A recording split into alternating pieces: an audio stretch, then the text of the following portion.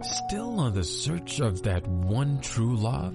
On the limbo in this crazy world of dating, marriage, relationships? Well, listen to the Golden State Media Concepts Relationship Podcast, your one-stop podcast for everything about relationships.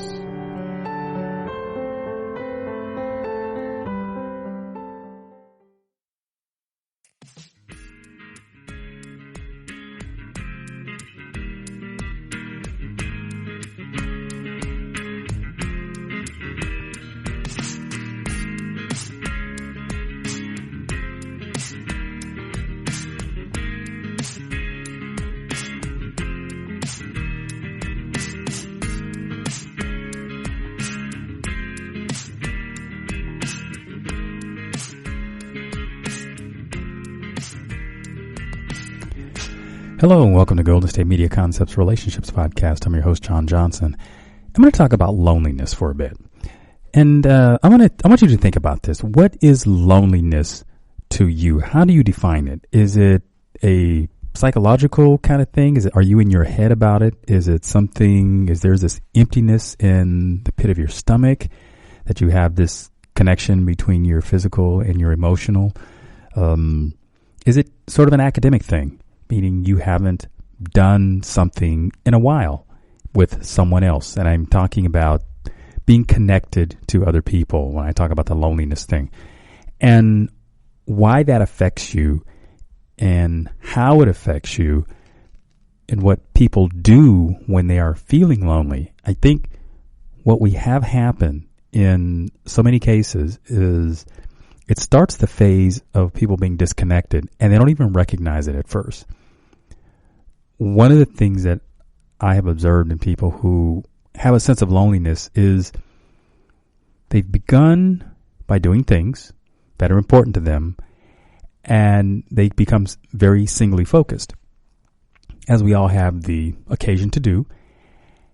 And we're trying to accomplish a task where we don't necessarily include other people, but it's just, it's sort of a natural way of operating. Sometimes you just have to do things on your own and you're trying to accomplish a task. Maybe it's something very personal that you need to do. But at the end of this segment, or whatever time period it is in your life, you look up, task is finished, or something near about, and the people that you have been associated with are not as close. And now this time frame could vary. I've seen people get singly focused on something for an afternoon.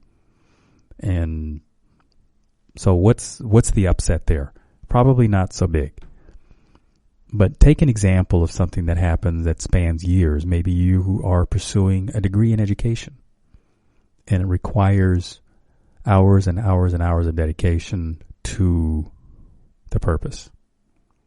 And if you, at some point, may have had a significant other, may have had lifelines, so to speak, that you would reach out to, but in order to accomplish your task, you became more and more focused on reaching your goal.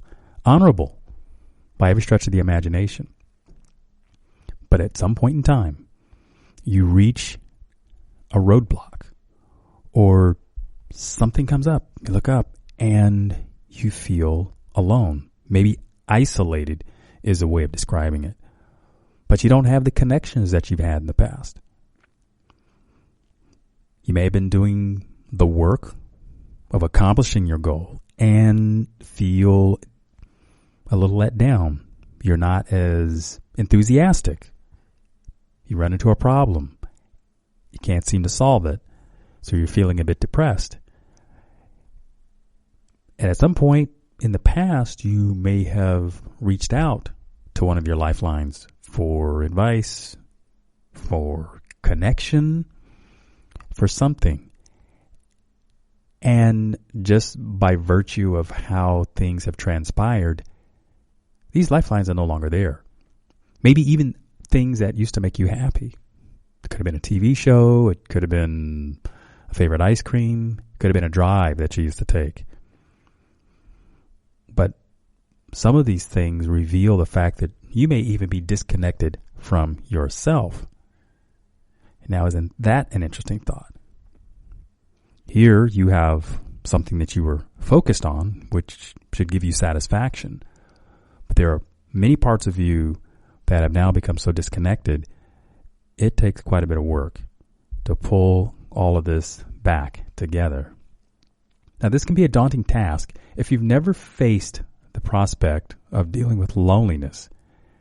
Then you'd be very challenged to come up with a real good working solution to a problem like this, because it's something that people face all the time. And for a good example, think about people who've had relationships with someone and now they are no longer in that relationship. They feel disconnected. This person was so much a part of their life, and now they have to go experience something without them. So they are disconnected from these other entities that meant something to them, and in many ways they are separated in and of themselves. I mean, they're an individual, much like, let's say, a jigsaw puzzle has all the pieces, but when some pieces are missing, you may have all the pieces for the border, the outline of the puzzle, but something on the inside is missing, and it's like an incomplete picture. So how do you go about putting this back together? Finding yourself, understanding the loneliness, and with it, the complexities that may have escaped you in the past. I'm going to talk about this when we come back. Stay tuned. The GSMC Sex Podcast is a show that examines all aspects of sexuality, from physical to emotional to spiritual. Join our hosts as they discuss age-old questions, common misconceptions, and the latest topics surrounding sex. They'll tackle topics about sexuality from the complicated to the hilarious and everything in between. GSMC Sex Podcast is your show for all of your questions about sex, even some you might not have thought of yet. Download the GSMC Sex Podcast on iTunes, Stitcher, SoundCloud, Google Play, or anywhere you can find podcasts. Just type GSMC in the search bar.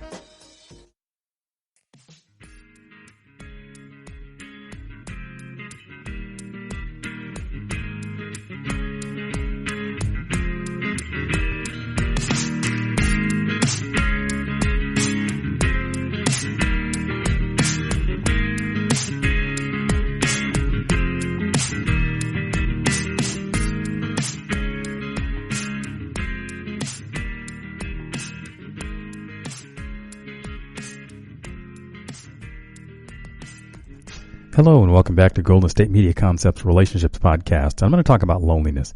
Now, on the opening segment, I gave a couple of examples of the loneliness thing, and one in which it could be fairly short term.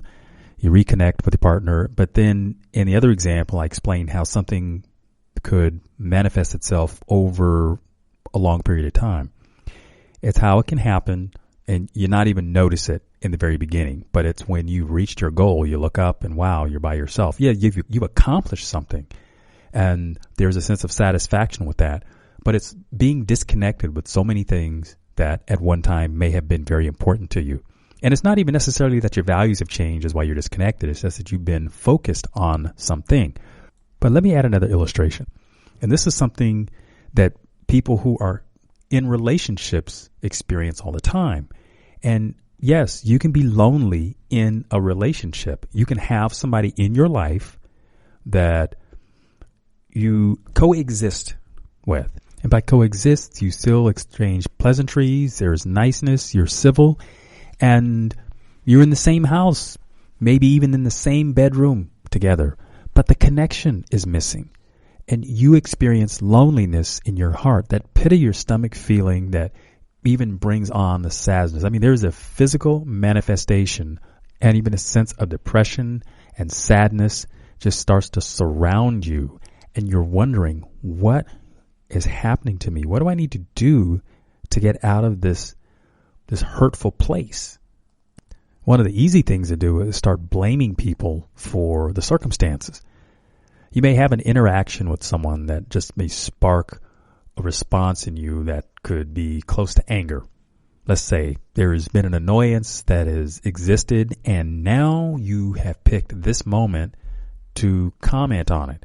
It may have been a pre-existing situation, but now that you have finished with your goal, remember, we were using the illustration of someone who has been in school, and now that they've graduated or gone on to higher things, all the stuff that they have been disconnected from now sort of comes into focus, or you are paying attention to it, and you're trying to rebuild possibly what's missing.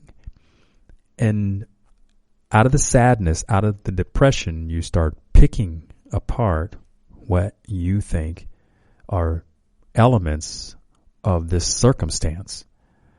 And they are probably symptoms of a larger problem.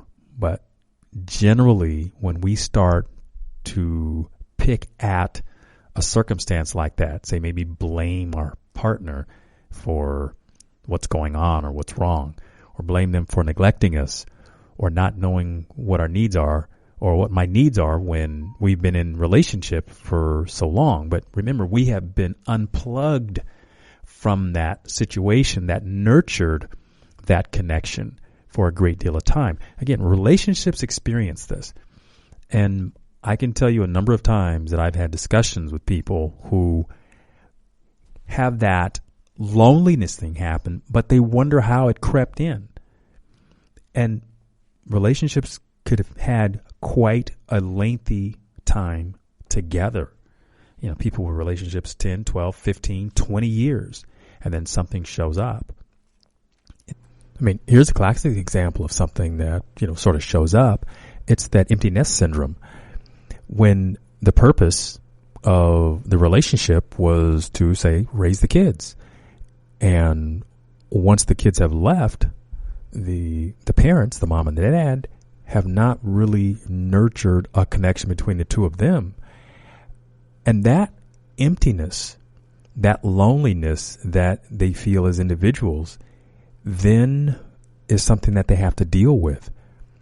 I've known of a lot of cases where people actually stayed together because of the kids, and then once the children left, they didn't see a purpose for the two adults, the parents, to even stay together. Now, some people are able to rekindle that lost romance, that lost connection, because they recognize that up to a certain point, the purpose of the relationship was to take care of the kids. Now, reach back to that early analogy illustration I was using about the education. Somebody was focused on obtaining a degree, and all other things were, say, in the weeds on the side. You didn't notice that because what was really the focus was the mission. And now that the mission is completed, what's there to replace it? We are now in a place of having to rediscover a reason, create a new reason, rediscover ourselves, discover ourselves, however you want to word this. And this is very, very challenging, because once you are in the place of that, of having to rediscover yourself, then oftentimes there's guilt that sets in, because it's in this place where you might start taking inventory of all the things that you've passed up.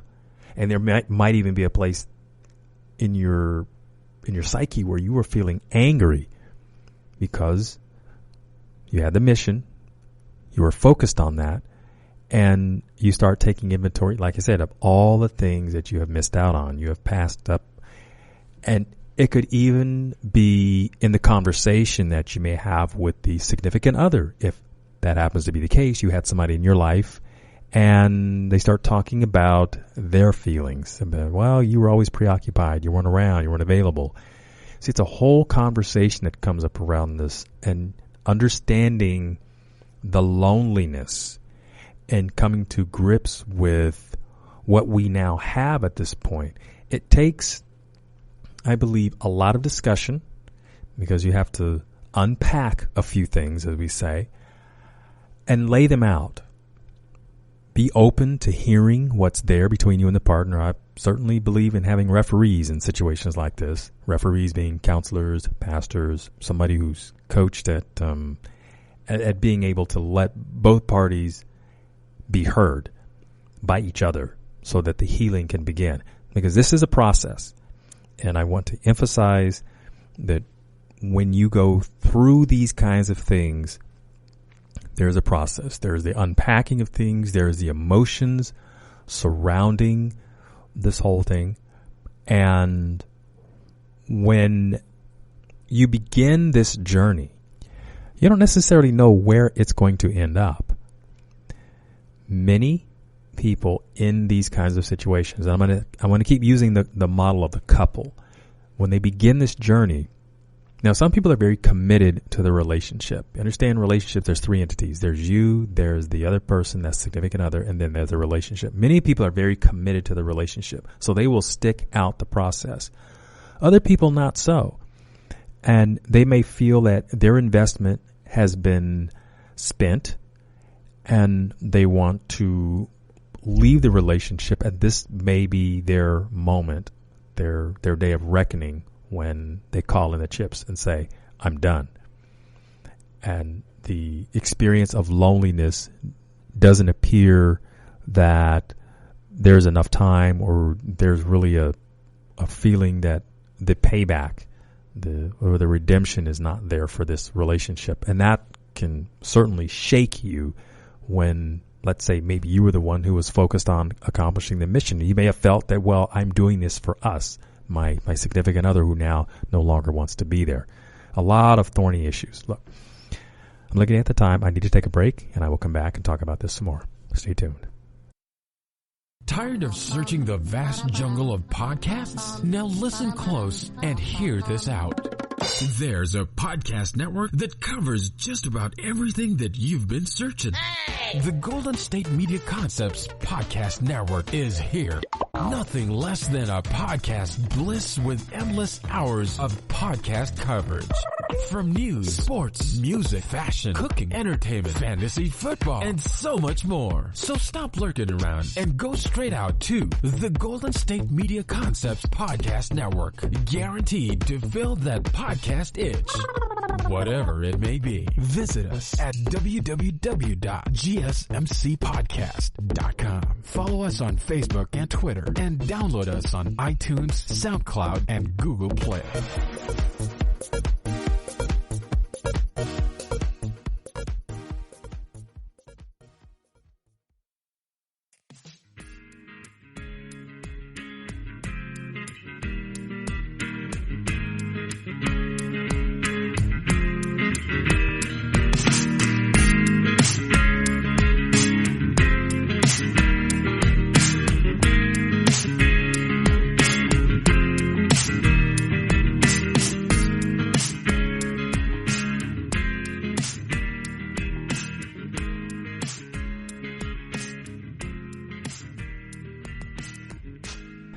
Hi there, welcome back to Golden State Media Concepts Relationships Podcast. I'm John Johnson, talking about understanding loneliness.